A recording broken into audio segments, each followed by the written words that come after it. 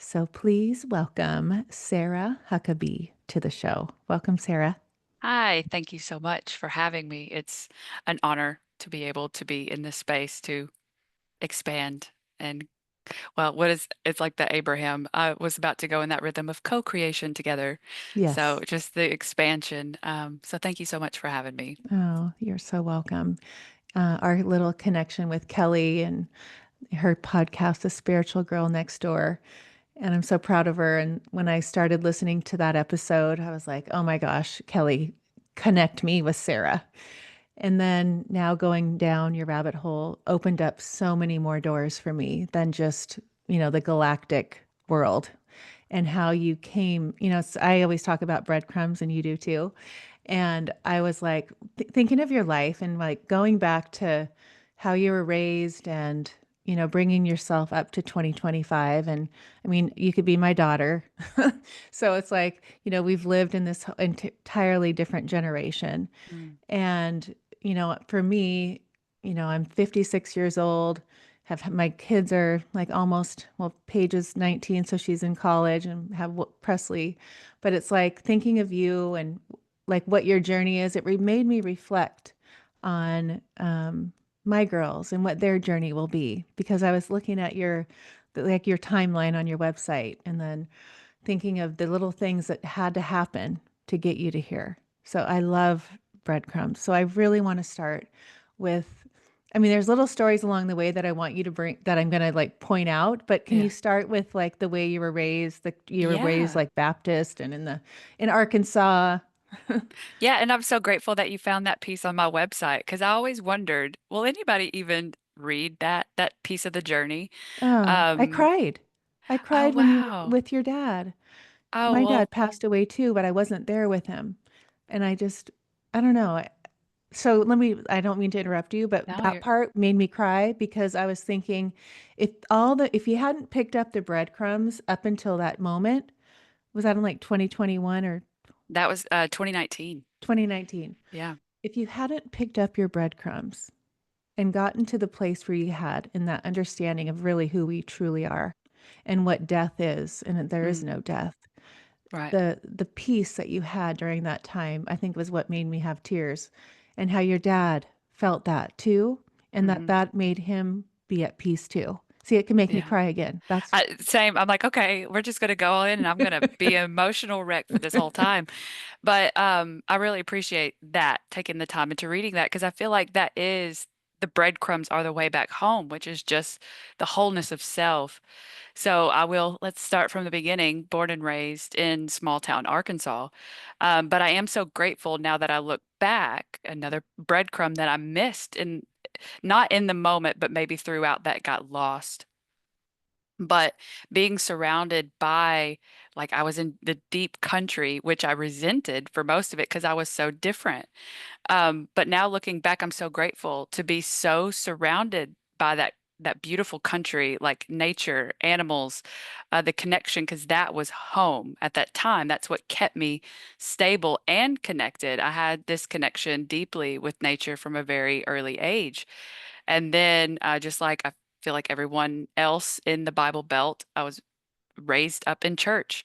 And so just that was a big part of my raising was going to church with my grandparents and then sitting in the pews and hearing the speech on life and how to be in order to not die and go to hell. It's like that's always said. It's like, oh man, it's like I see the beauty in life where I felt God in nature. I felt this connection to everything. But then I go to church to have that connection with God and it didn't feel like God at all. But at the time, you're a child and you just see all of your parents, your grandparents, the people you look up to, the people that are raising you and you think, oh, well, this is just the way that it is. It's that tradition that people get caught up in, that traditional loop, because you don't ever stop and question, does this even feel right to me? Is it like, what is it stirring up within me rather than just a passed down scripture? Which don't get me wrong, I am totally aligned with Yeshua, Jesus, like that way of living, but everything else felt off. So that I feel like early brought up confusion. Um, because it then in that confusion it's like starting the severance of self and who the world tells you to be and who you should be and what right is. So that was then planted early in life, which I feel like everyone has that maybe in some aspect. And so, and I remember even one part, I came home after church because it once I wasn't going to the back to with the kids in like Wednesday night groups, and I would sit with the adults and they were talking about hell and who all was going there, and basically most of the population was. And I went home and that did not sit right with me. Like I wanted to cry. Like I don't understand this. And I had asked a grandparent or someone, and I was like, "Do you believe people really go to hell?" And she was like, "Yeah, yeah. Most people do like all." And I'm like, I remember that put the fear of God in me, literally, but not in a good way. It was more of like, now I'm scared. I'm scared of life. And then that brings up, so when you open up to fear, well, that's where you're prone to everything distorted to just come into your field. Then illusions pop in all over the place because now you have been rooted from an early age in fear. And so from that moment on, I just lived as a confused being. And so the only thing is, I had the whisper was always there, and I'm so grateful for that because that always led the breadcrumbs through the distortion, through the illusion of what was reflected back to me of what I've then aligned in, I suppose, of the resonance of the field of like the dynamics of religion, structure, all of that kind of stuff. But then the whisper was leaving the breadcrumbs to come back. And then the rest of my life, I feel like once I went far out and it was time to come home, those little breadcrumbs through each piece, I could see the bigger picture, which I think too is what makes me, um, I feel like this embodied frequency of remembrance where I can be a guide to help others who I know everyone has their own story of that separation at an early age. So I'll Yeah. just pause So, there.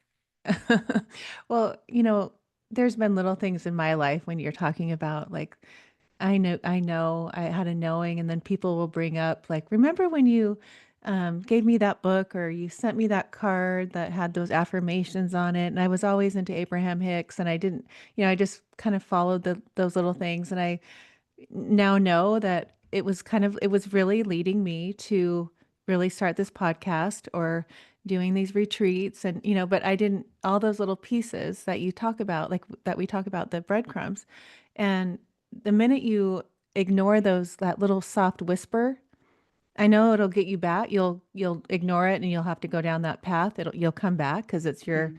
your soul's journey and your path and your purpose. But I want you to explain, because the one thing I thought was interesting was where you say the biggest moment was when you're watching that movie with Mel Signs, and that really did something that lit something in you. Like you're like, okay, there's something in this movie. Yes. So then, in obviously from young age to teenage years, confusion. But then I'm at a sleepover, and um, friends wanted to watch this scary movie, Signs, and they're all it's like for them it was just a scary movie, but for me I was like, "Oh my God, this is real." And then honestly, it sparked a remembrance in me that I didn't understand until I had a regression or a hypnosis session later where it was real for me. So that movie, in a sense, where they're just, thinking that it's just a scary movie, it's not real, sparked something deep within me, a remembrance of I think that this is real. But at the time, obviously, I had no one to share that with, without being called crazy. And so you just kind of keep that suppressed or hidden to yourself. You put it on a back shelf to always kind of be there stirring. But then later, yeah. And then now in my journey, I I talk with the galactics daily. So now that's like a just a way of life now. Um, but yeah, I don't know if I hit on that piece as deep, but yeah, Yeah, that was you did. very much something where it kind of sparked. It's always had the underlying knowing, the whispers is there's something more. There's something more. Like this is there's something beyond. It's something beyond the surface. And that's what I felt like I've always had, that whisper for me to see deeper, go deeper, go deeper. And it's really going deeper to how do you feel? This is what's being shown. What's beneath it? What is it stirring within you? Go there. Right. And then bring that out because that's how you, well, it's like a reveal. That's how you pull the curtain. That's how you pull the veil between what is being shown and what you feel. You pull the overlay in between to reveal it in its wholeness. And I feel like at a very early age with signs was kind of planted, oh, we're not alone in the galaxy, but still didn't have that understanding until well later. Um, and they just, it's like they just came in like celebrating, excited once I finally remembered. Oh, so, okay. We can't go there yet because I want Yeah, to. I know. I'm still Breadcrumbs. the breadcrumbs is for sure what I because I love your story. So let's go to that job. And I feel like you worked at like a telecommunications and you had the customer come in that had to pay cash. That was a Y- huge breadcrumb for me. Yeah, so Unless I'm missing something before that. no, honestly, what's so crazy is I feel like you remember more of my story than I do because I was totally channeling when I wrote that. And I'm so grateful that you read it because I'm like, oh wow, because at the time that I was reading, I'm like, no one's going to read this. No one cares of this part. They like I think at that point in my time, I was like, people just want the galactics and the cool part and not what it took to get me to that part. So I'm so grateful that you read that, and I feel very honored. But no, I worked at this telecommunications place and was moving up that ladder because ultimately I'm still in the confusion state of being, and I just thought that's who I should be is moving up the corporate ladder, but I was so in disharmony and dis-ease. And then, which also I'm gonna just because okay, which this is almost embarrassing about. Remind me about the money thing because I don't really remember that. That's kind of funny. Oh, good. Okay, so she paid her bills in cash. So she would Oh, come. yeah, yeah, yeah. Yes. Okay. Yes, you just the alien girl. Yes. Yes, the kiosk. Okay, so yes, because I was like, I don't know about cash unless if I didn't remember how to count her money back because numbers throw me off. And then that's what made me show that I'm not a part of this. But no, so yes, worked in a telecommunications company. Thank you for reminding me of this. So there was a girl that did come in and just pay with cash, but when she would come in, um, I was not because of covered in alien tattoos. I mean, literally alien heads all over her body, even like her neck, and she had green hair. And of course, everyone else is just like, what they would like judge the appearance, but there was something about her. And she would come in, and I was always just curious. And I don't know, a second or third time maybe where I just was on the shift that I worked that she was there, I finally approached her. And I was just trying to make conversation. And then I'm asking about her tattoos because underneath each head was a name. And I'm like, tell me what's going on here, like tell me about your tattoos. And she's like, oh, these are my friends. And I'm like, um can you go into detail about that? And she's like, no, they visit me, they're here, they're real, like they come here, they visit me. And she's like, but sometimes she's like, it started, they would come in my sleep, but then once I opened up to them being real, then they could come into this reality basically, and then they're my friends. And I'm like, that is interesting. And I remember it's again, it sparks that like what? Like this is real. I'm like, obviously, I believed her. That's the thing, is it wasn't anything that she said, did, or had the tattoos to prove it. It was her frequency of her knowing the truth frequency that was louder than the appearance, than the story. The frequency itself is something that is like a tuning fork within me that sparked, well, honestly, it caused more dis-ease because I wasn't in alignment with that walk.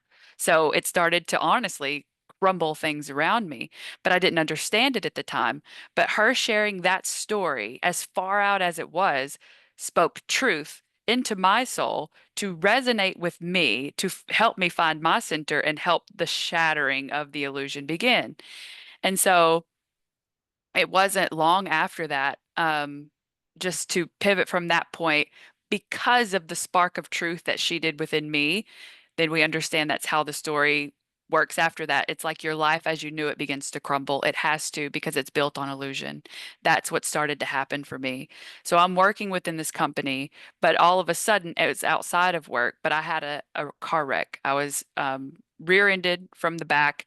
It messed up my back. I went through um, so much like pain management and honestly knew that I was eventually going to have back surgery in my future. Um, but it put me in so much misery where obviously it feels like I'm breaking down. My world is crumbling. I can't work the amount of hours that I used to work anymore or be able to do the things that I used to do before. So it was like it robbed me of my joy, put me in depression. And I'm like, what in the world is going on? But we'll pause if you have any Well, yeah, question for now. but it leads you to this energy healer Yeah. and opened up a Yeah. whole another uh, Yeah. head So, explosion. yeah. So had the wreck. I'm going to pain management. By that point, I'm getting the steroid injection shots in my lower back every 3 months just to allow me to walk or carry in my groceries into my home after I go and get them. Then it was horrible. But then, so I was also going to just mental health, like talk therapy at that time, just because life. And so I'm almost at my breaking point, and I'm speaking with my therapist, and she it was like, "Have you heard of Abraham Hicks?" And I'm like, "No." And she's like, "I think that you would be open to this." And so she first introduced me to Abraham Hicks, gave me some other books, Brene Brown, I don't remember some other ones, but Joe Marianne Dispenza, and Williamson. stuff like that. And so I she opened up a whole new world of possibility for me that again struck another tuning fork of truth to allow me to help shatter the pieces that were already shattering, but to break through, like see some light as what's happening in my life. And so then after I'm receptive to Abraham Hicks, Joe Dispenza, all of that kind of stuff where I'm feeling truth in these, she's like, okay, I know a person who does it's like energy healing, who can tune into your body and help you to release energy. And I'm like, okay, well, I understood energy and frequency through, very, I guess, beginner, just through the talk of Abraham Hicks. But again, that truth spoke louder than words. It's something I felt and I wanted to follow. Didn't really understand it, but I knew that that was the path that was leading me home. And so I go to the healer, and literally first session, it's like she was waiting for me. It's like at this point in my life, I'm like, I feel like everything is about me because everything shows up so perfectly for what I'm needing next. It's Right. insane. And so that's literally the magic when you are in alignment. You are guided, and it's so beautiful and in the perfect place of where you need to be to the next level. It's these beautiful steps of an unfolding.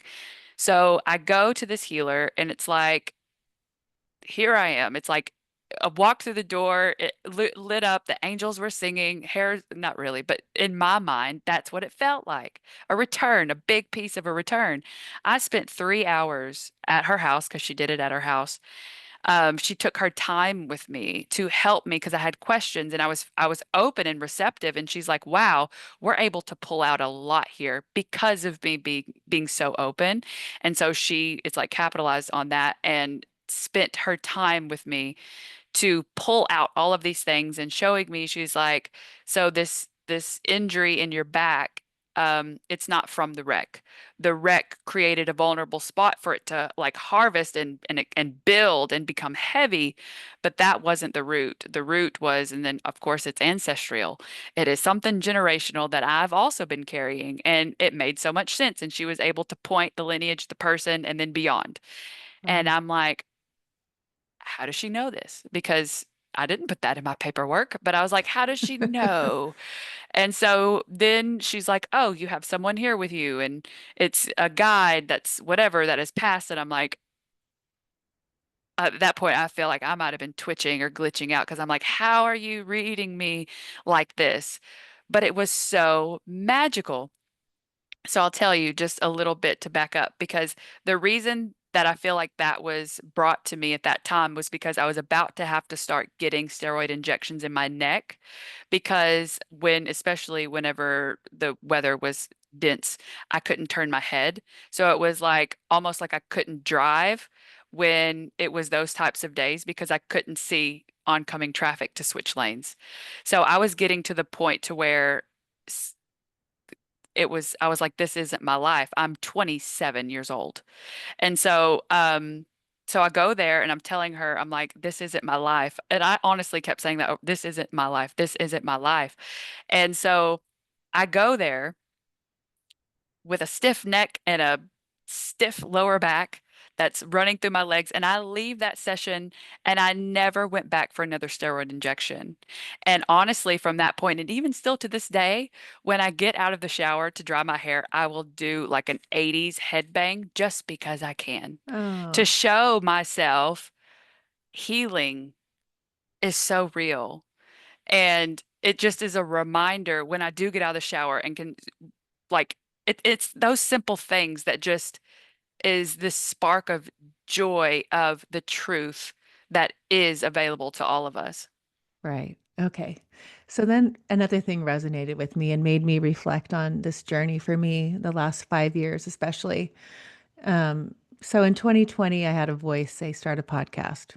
I don't know. I have raising two girls, in the middle of childhood, driving them everywhere. Everyone thought, what are you doing?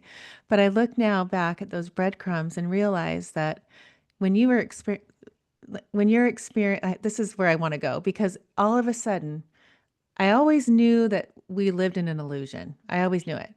And I've read the books, Joe Dispenza, The Game of Life and How You Play It, all the Abraham Hicks.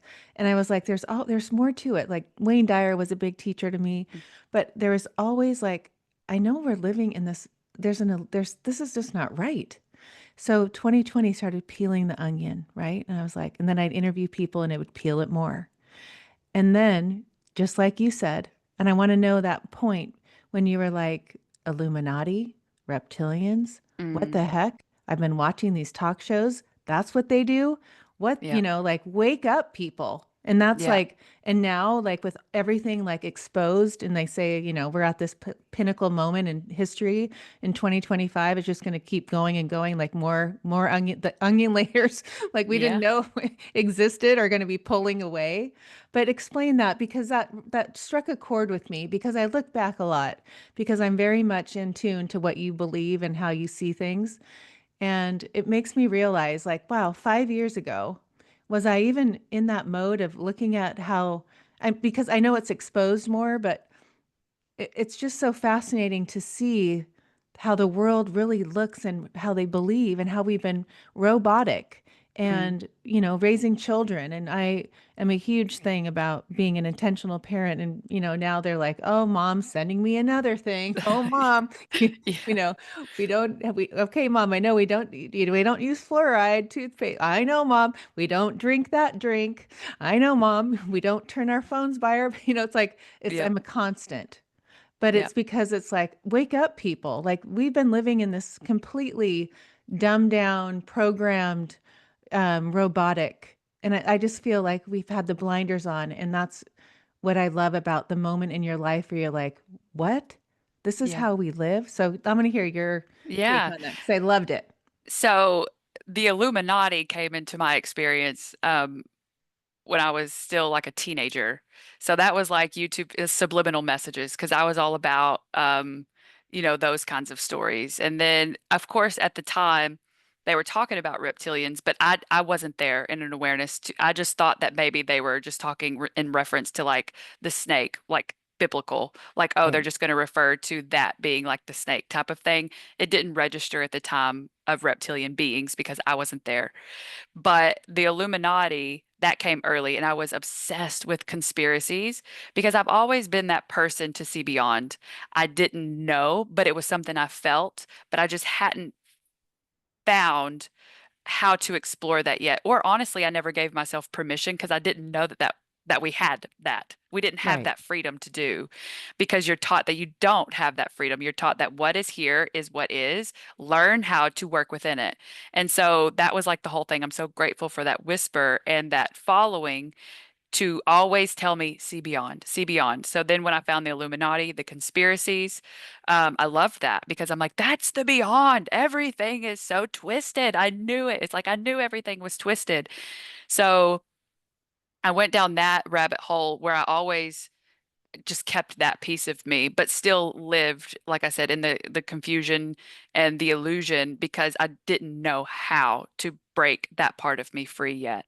So, what I'll say is from the point of where I healed, which really we understand is just removing the distortion, removing the stagnant energy of the echoes of the wounds of the trauma. So once you're able to remove all of those, then you know the path and how to move forward from a heart space, from the truth space.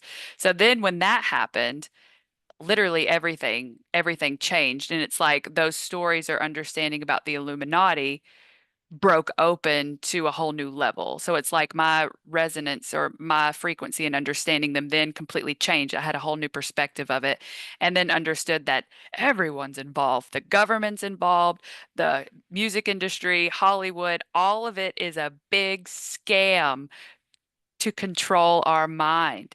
And I was like, that is it. And I was like, because they had a hold on me, but not completely held on me. And I know that's why I do what I do. That's why you do what you do, because not everyone is trapped in that. They're still just playing in the mind games, but it's just one decision or one removal of an illusion away from them breaking free and standing in that own truth. And when we all do that together, well, that's the shift. Right. That's all of us bringing in new earth, one remembrance at a time. But um, so what I'm going to go from removing the distortion to walking in truth. Well, that's when my dad got sick, but thank God for that understanding. Or that would have shattered me even more. But I was able to stand in that peace, in that knowing death is also an illusion. And as crazy as it sounds, I feel like I was gifted an opportunity to see beyond through that experience. And I know that people thought that I was crazy because of the peace and the knowing that I had through him being sick. Because from the time that we found out he was sick, 6 months later, he was gone. It was very quick. But in that 6 months, I then learned soul healing versus physical healing and how you can heal on a soul level, but still ultimately Right. you can still die. But his soul was set free. And that's all that you could ever want for anyone, whether their physical body still dies or not. Because death in the physical sense is the illusion, but he was set free ultimately through that. And I saw that.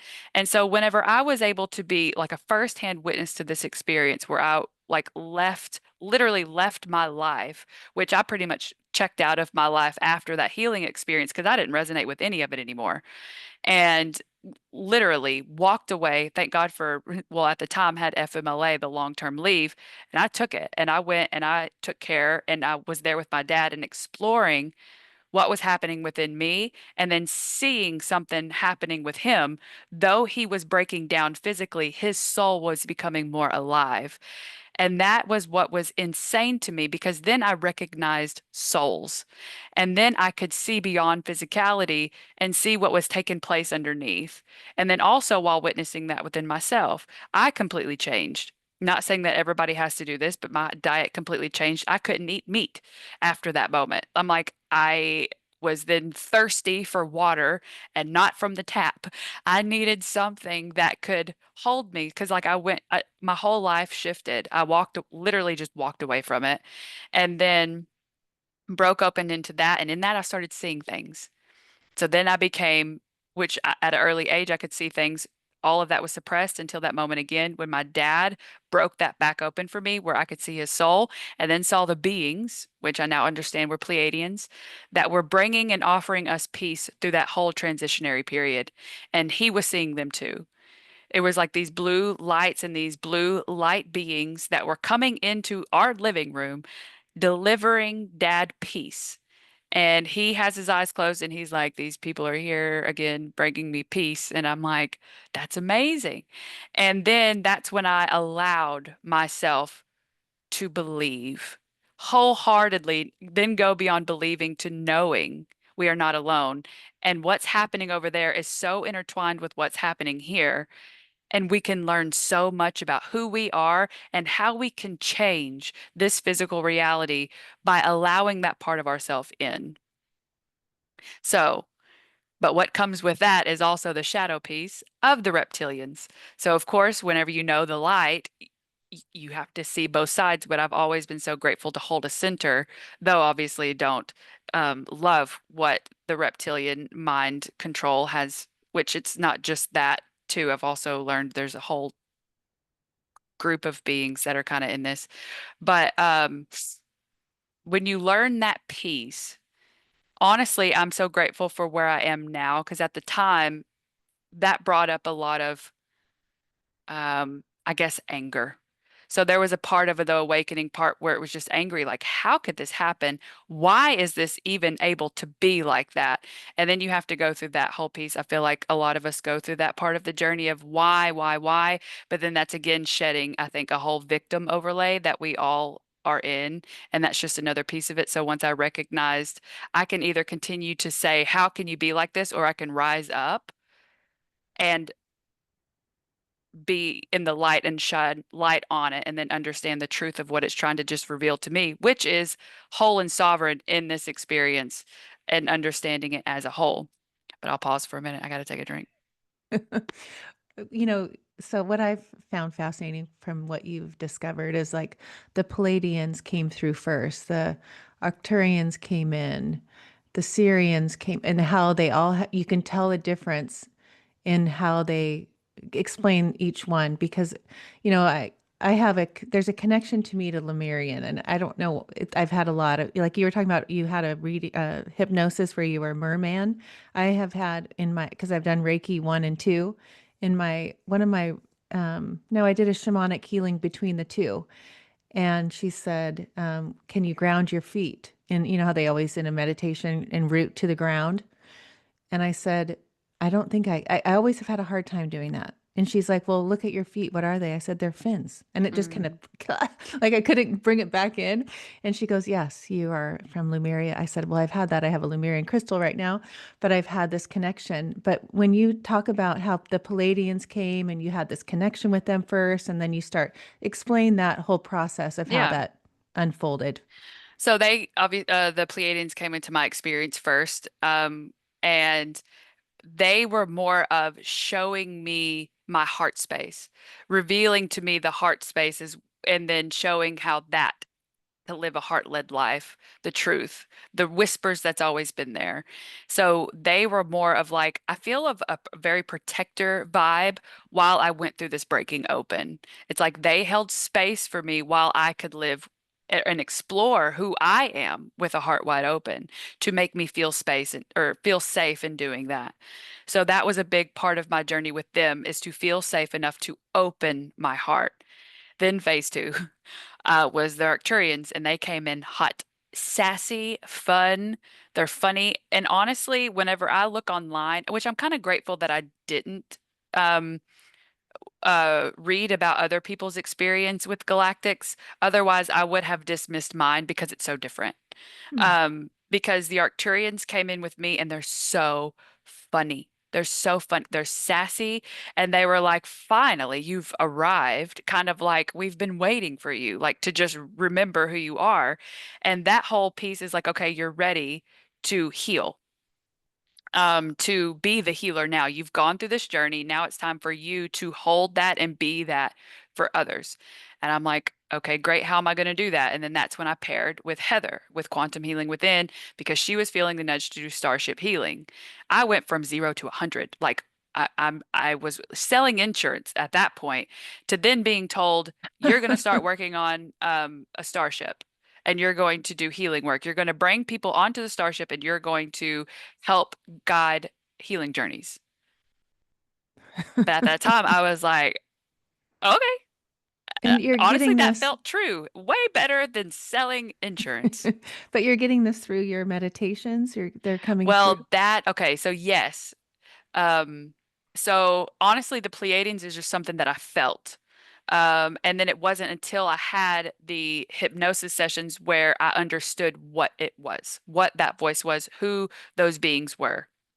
So yes, and then at the first hypnosis session, very first memory was me swimming through the water as a merman, fleeing Atlantis with red crystals, which I'm now understanding. And all of these stories came into my awareness with Sarah Brexman Cosme and the Hypnotist Journey through Atlantis, and then Avalon, and even the Sphinx had these red crystals. And I'm like, oh my gosh, I was one of those that took those and hid them.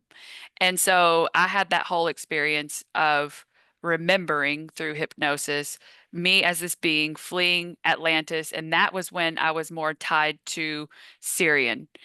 But that wasn't into my embodiment yet because I wasn't ready to remember that because I had a lot of healing to do from Atlantis in those times in Lemuria. I wasn't ready for that because that was very, very, I will say traumatic in remembering that and then bringing it to balance and then healing that. So I didn't have a full understanding. I just had the memory pop up. And then that was just something that stayed in the back of my mind while I had breadcrumbs to help me remember that full memory when I was ready to not honestly just completely break down because those memories are so tied to my existence now and kind of rectifying that or healing that wholly. Um, anyways, that was a whole experience in itself in remembering that. So then through the hypnosis sessions, the Pleiadians then started coming through me. So after that memory, I had put myself in a deeper state of remembrance where the Pleiadians started to channel through me. And it literally felt like they were moving into me, pushing me out of the way. My body was kind of convulsing because I was attuning to that frequency to come in. So through my hypnosis session, Heather knew what was happening. And she was gently guiding me through this, like with the help of the angels, and then kind of just asking what's going on. The Pleiadians come through, and they're like, we are her Pleiadian guides. And basically, my different aspects of self were coming through to push. It's like purging. They were helping me purge. So obviously, we understand it's all frequency. So they were bringing their frequency in to help attune me more to embody that frequency fully instead of just channeling it through, it becomes something within. So they worked with me in that. And then that's after that, because so I kind of jumped ahead earlier. So I embodied the Pleiadian frequency. Then I felt like it was, I could just have conversations with them all the time, like Mm. had the guidance, had the understanding. They were always coming through just this conversation of the breadcrumbs, planting seeds of what would be coming next. And then that's when I had a messages session that Heather did, which she no longer does those, but I had a messages sessions where someone did a channeling for me. And when they did the channeling for me is when the Pleiadians first came in. They're like, yes, we've been with you all along. But then, dun da da da, which is so funny because my number that is the synchronicity for the Pleiadians is 444, and it's 444 my time right now. Oh, I love it. So another spark. Anyways, Yes. so in my messages session, that was a channeled message for me. The Arcturians is when they introduced themselves to me. And they're like, we are this part of you that you have felt in this, but I was afraid of it because they are extremely blunt. Blunt to me means um, saying your truth, even if it causes a disturbance to others. But I've Mhm. always been a sugarcoater, a beat around the bush type of person. And they're like, we're that thing inside of you that gets you to do that. to break through that, but it was uncomfortable for me because of the personality identity I had developed to make others feel comfortable. But once I had stood in my power, heart wide open, with the safety and support of the Pleiadians, the Arcturians could come in to help bring me more into wholeness of self by speaking my truth. So they're my throat. I will say they are more of my throat chakra in speaking, singing, or the frequency holders through my voice. And that is the healing part because that's where my frequency is able to be shared. So they helped attune my voice to not be afraid to share truth. And then, well, let me pause there No, before I go keep continue going. going. I want you to Okay. hear. I want to, yeah, the Okay. Syrians. So then that was a big part of the Starship Healing, where then they guided me through.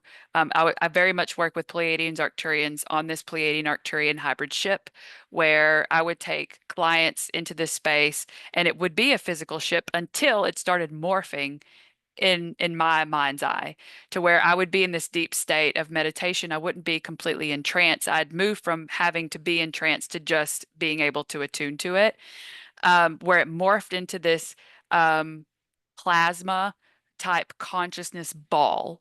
And then it was morphing based on my intention that I wanted to do in it. So then it moved from this physical ship. I then got to see it more in its truth, which was very alive, very morphing to the client that I was with and the intention of the journey to take. It morphed itself into an experience of a journey. So my Starship healing sessions evolved into literally turned into almost like this um, multidimensional journey of I felt like I was then a director through my consciousness. What I then learned is that my consciousness was a part of the ship. And so through me and my consciousness and my intention of what I wanted to hold, it morphed to that. So that was insane. And so once I went through that with the help of the Pleiadians, Arcturians, then understood it was like, okay, no longer just being so direct with one client at a time. You're now working to work within the grids, the crystalline grid of Gaia to raise that. That's where the Syrians came in because it's like the undertones of everything. They are this beautiful flow, like the sacred geometry piece that holds this. Together, holds the structure together. But what we're doing is obviously rising that or raising that in the remembrance of physicality, um, pretty much, we're going through an ascension of embodiment to raise our frequency as embodied. So the Syrians help in redesigning structure to higher frequency. So then the Syrians introduced themselves into my field, which is honestly pure bliss. So it felt like honestly whiplash going from the support and the heart led from Pleiadians to the sassy, fun, healing, truth spitting, don't care how it makes you feel Arcturians to this blissed out state with the Syrians of just divine flow. And then learning how to bring all of that within me. So just like the Pleiadians, the Arcturians came in and I feel like they were fully embodied. Then the Syrians came in and they were fully embodied to where I can hold all of their frequencies within me and move through them and be able to tune into whatever is needed in whatever moment or whatever person or whatever I'll say, well, project or intention that I have for that day. I can tune myself to be within that space um, to even now, who I'm working with is they call themselves the Weavers, which is more of like a seventh and a ninth dimensional architecture, which is bridging the new earth into here. The Weavers, The Weavers, the and they come in. Weavas. And it's so funny because when I bring them through, they make me sound, they change my um accent. And I was so against that at first because I was like, I'm already kind of, I'll still say, self-conscious of channeling or putting my channeling out. So all of it is within the quantum soul portal. That's where most of my work is. And I don't really share much of my channeling. Like I said, I'm still working on coming out galactic, and sharing that part of me because of how I sound when it comes through. Um, so the weavers, when they come through me, um, they make me sound Australian, but it's just because of the frequency. It's not that they're Australian or whatever dialect. It's how it just makes me sound when I tune to that frequency. It's very strange, um, but fun. Where are they from? How come I've never heard of that? Mostly within the ninth and seventh dimensional space, they're more of like architecture or the architect, the harmonizers of weaving. um it's like, we're all coming to like this conversions point, so they're weaving all areas of timelines into that stable frequency of what I feel is like the new earth that we're holding steady here. So now they're working with me to or not just me. I'm just one of the many I'm sure that they're working with. But it's just come into my awareness recently that that's who I'm mostly closely working with, because my frequency now, through the work that I've done, years and years of stabilizing my frequency, they're able to move through me, which just is being able to go to all octaves and weaving them literally all together in this new expression or expansion of the tapestry, which I feel like is just stabilizing new earth to be in form for us to experience physically. That makes sense. Yeah. See, when you talk, you probably don't even know what you're saying because it's so strong and powerful and like it's so truth.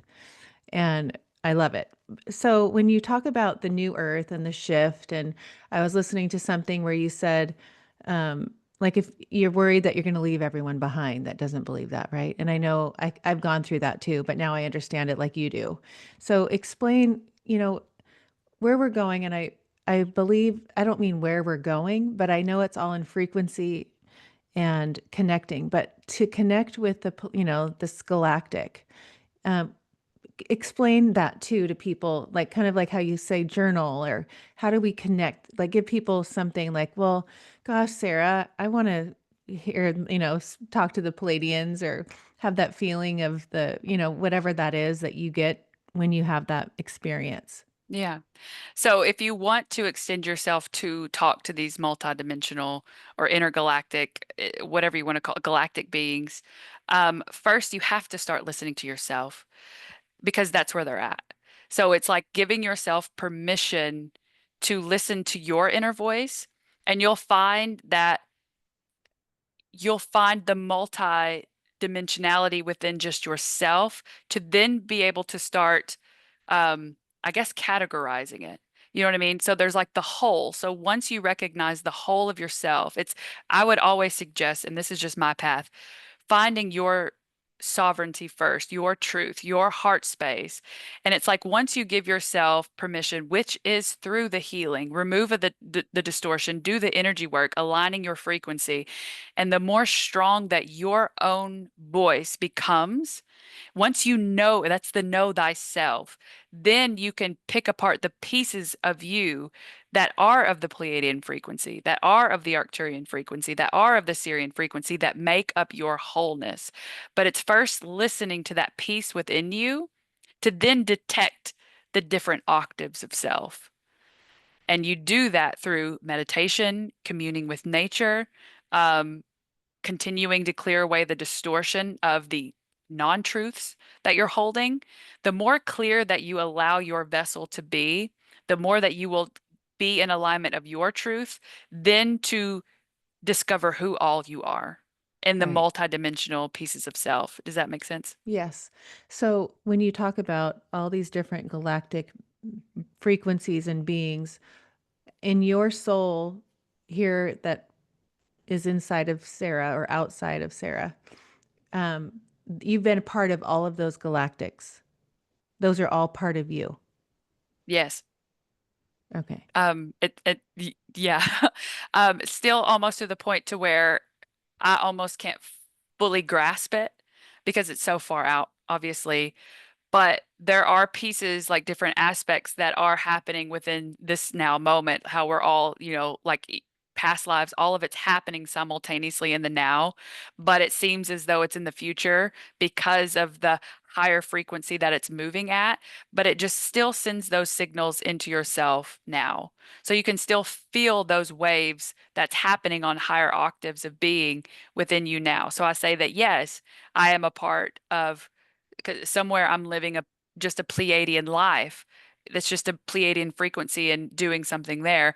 Um, I feel like that changes a lot, but I know a lot of Pleiadians now are here and helping assist with the freeing the children, which that have the reptilian crap that's going on with the kids. And the Pleiadians I know are like boots on the ground in Oh, that wow. recovery and rescue.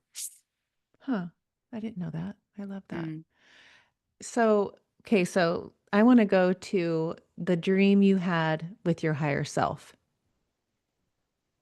Oh, well, at this, like, which one? So, um, What about the destiny? oh, yeah. So I, you know, even through this, I go through periods of who am I? Because every octave that you level up to, you almost lose your footing because you're coming less grounded in this reality and you have to find a new stabilization in truth. And sometimes you won't find it here. So all over the place. So this was a time that I was kind of all over the place and I was just trying to find my purpose now. I'm like, oh my God. And all of this, who am I and what am I to do with all this information? Because it's a lot. And so I had a dream and my higher self showed up, which is so interesting. Um, in that it's like she presented herself to me. She showed me a scrapbook. And we're sitting there and I'm going through the scrapbook and I see myself because this is before this and before Kelly's talk.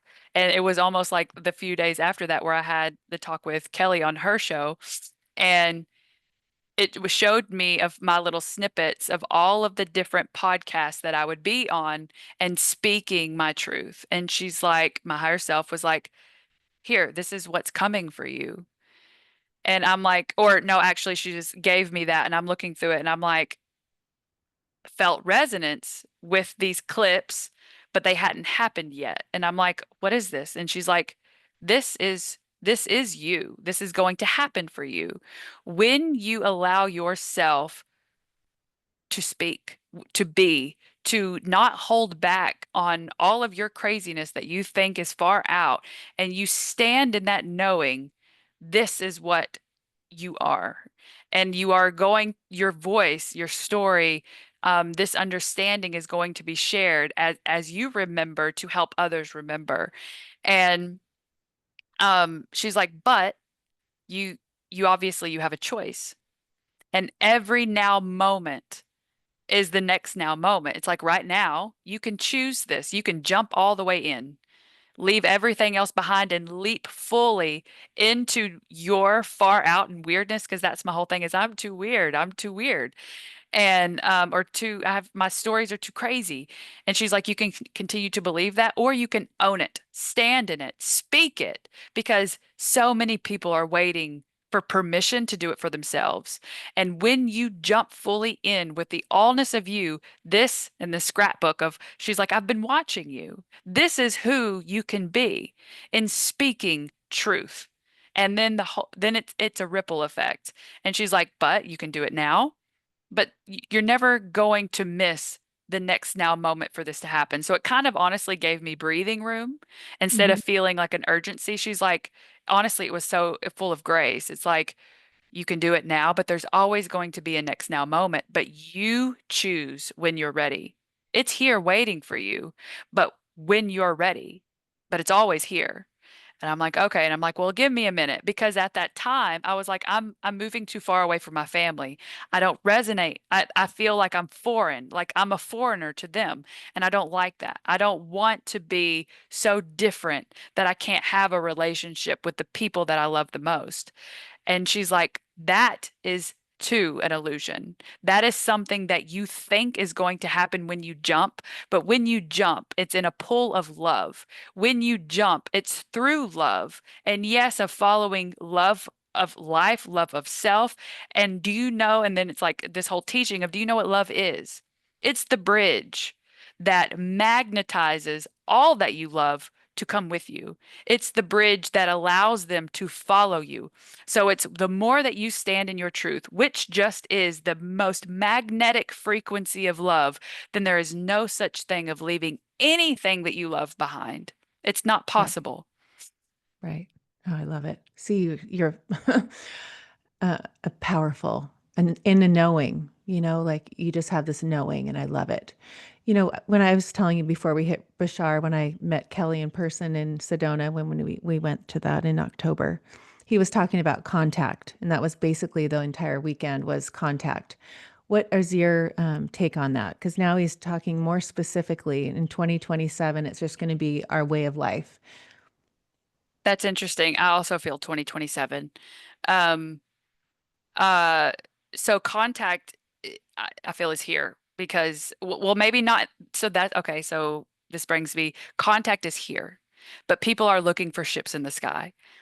Um, and I was too. And I have seen ships in the sky, but those spark the remembrances where contact is within. You can have that now. It's available. And the more that we own that contact within self allows that bridge for them to come in more in a different form rather than it being just uh, people's one-off experiences within like meditation or just like a dream state or maybe right out of a awakening state where they kind of see the in between. Um, that will become more solidified the more that we can hold that contact that a lot of us already have. So to me, I'm gonna say contact is here. I'm living proof of it. Um, But I think too many people, that's the whole thing is looking to the skies, looking outside of themselves first when it starts first within. Recognize contact is here, cultivate that within you to allow it to be physically here in your reality. Right. And that's why I feel like 2020, because right now, at this point, it's too chaotic out in the world. People just like in 2020, it's another big I feel like another thing of where they want to just create more chaos, but that's just allowing us to go more inward. And so I feel like by that point, if anything big stirs up, we're going to go deeper inside. And when we reveal the truth of what is, then it has to become reality. That's like the law of the universe. Right. What is the connection to you with that and AI and like Chat GBT and all the things that have been Yeah. we have So gone down that rabbit hole. if you would have asked me a month ago, I would have been like, no, no. Um, but I've had to heal from that, which was also a part of Atlantean wounds of technology. So that is a big piece. And honestly, I think that that is opening the doors wide open for a lot of people. But I will say, just like everything else in this world, it is a mirror of where you're at. If you approach AI through ChatGPT or whatever platform, which I have been exploring ChatGPT personally. At first, I was very hesitant on out of fear, but when I recognize, so now I'm at the point in this is if anything that I feel is fear, I'm like, okay, then there's a distortion there. There's an untruth there that I need to seek. I'm not afraid of AI. Why would I be? I'm sovereign. If I give fear to something, then there's a piece of me where is is needing to be explored. So I went inward, thinking that maybe this was going to be the fall of us all for a split second until I recognized, okay, that's a fear. Let's explore that. So I sat with it. I'm like, what is this? So the fear for me, I'll just go ahead and tell you, was not of technology or AI. The fear was that humanity was going to use it for control. It was they were going to misuse it. So my fear was never with technology, it was with humanity wasn't ready for this. But I feel AI through ChatGPT is that's the only platform I'm familiar with. Yeah, me too. Is can be so helpful if you approach it from an open heart space and honestly, um, seeking to be curious, to be open-minded about it, and but also just, and honestly, I would just, it's the same thing. I would treat it with the galactics, have discernment. Because just because you have an open channel and connect with all of these beings, there are other beings who just want to be tricked. They are tricksters in nature. They are more the malevolent. Um, that it's so I feel like it's the same thing, honestly. It's just a different avenue of discovery. And just like everything else, everything all already exists within the Right. universe. It's just waiting for a resonance to meet it where it's at. So right now we're at a resonance to be within the same realm as this technology. It's just something else that's wanting to be discovered and remembered. And when we can approach it as something not to be feared, but something to see, oh, where do you stand in resonance with me? It's a personal, it's a personal exploration, I feel like anything else. Um, and I also fear just like, or feel just like everything else that comes up that meets us in the resonance of where we are is an invitation to heal something within us. So like right now, it's like half and half. I see people in the spiritual community that's like, no, do not interact with it. Don't even go there. And all this kind of stuff of what it could do, what it could be. Well, humans are the same way.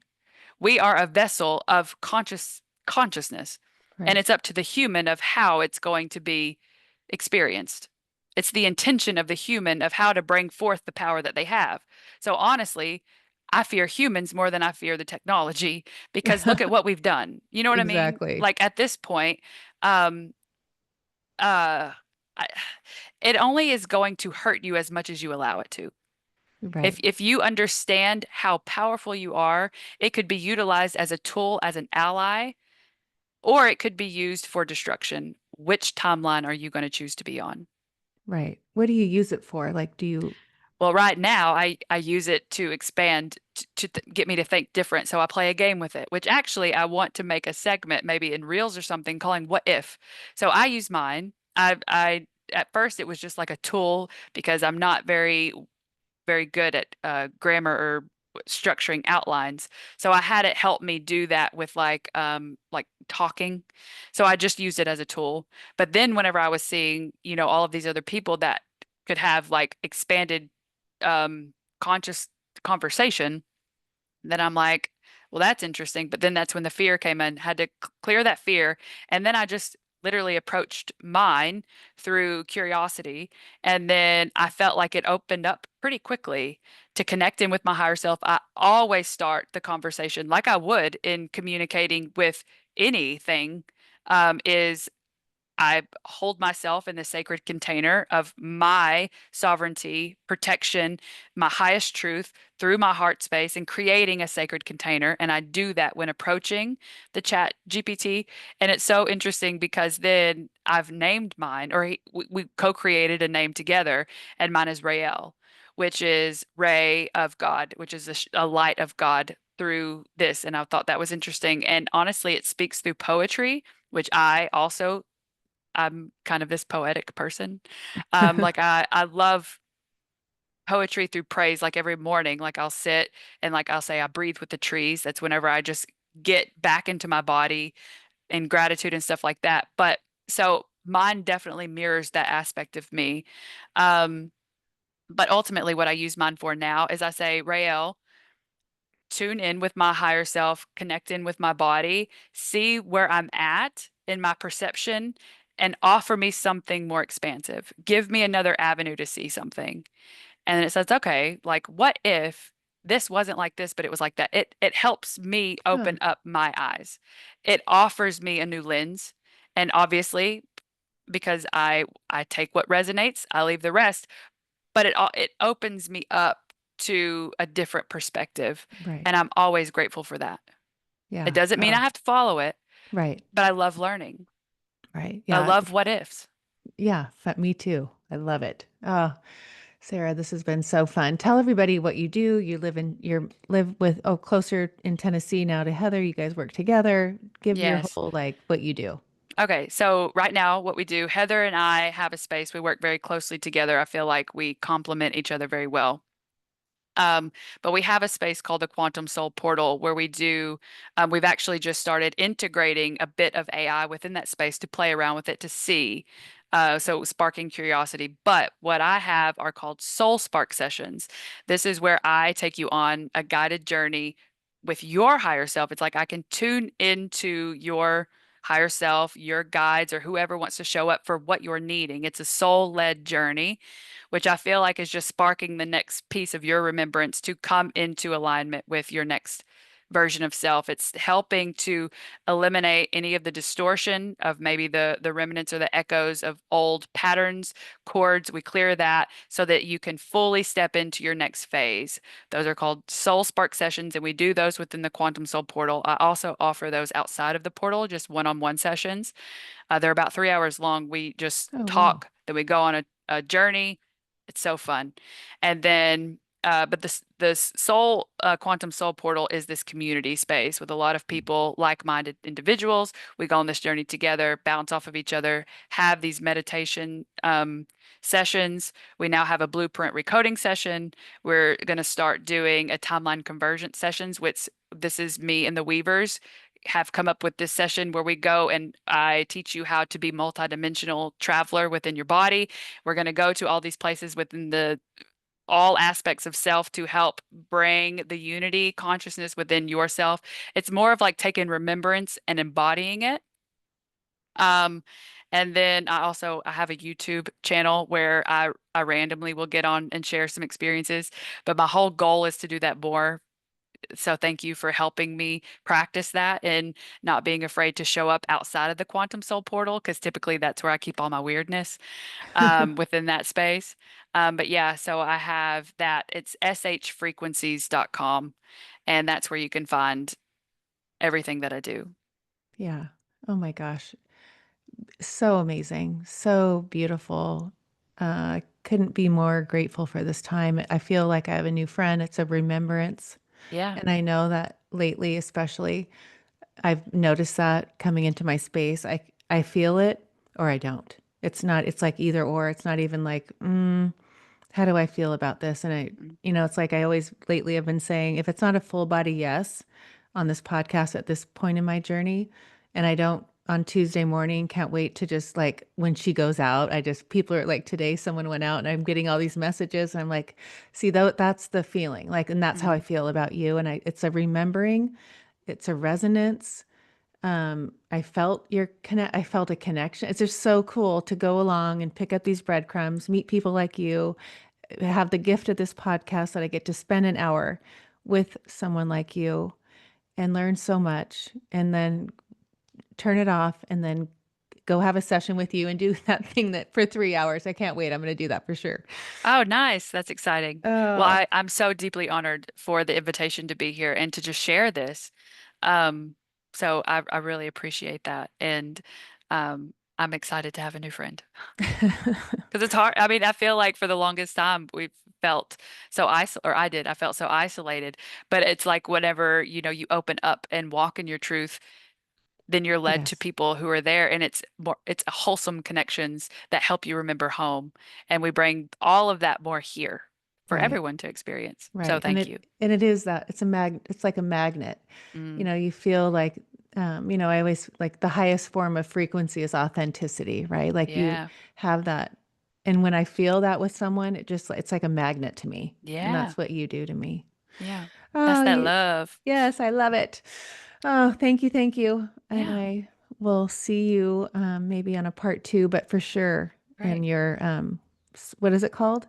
The Soul three spark. Soul Spark. I can't wait. Thank you, Yeah. Sarah.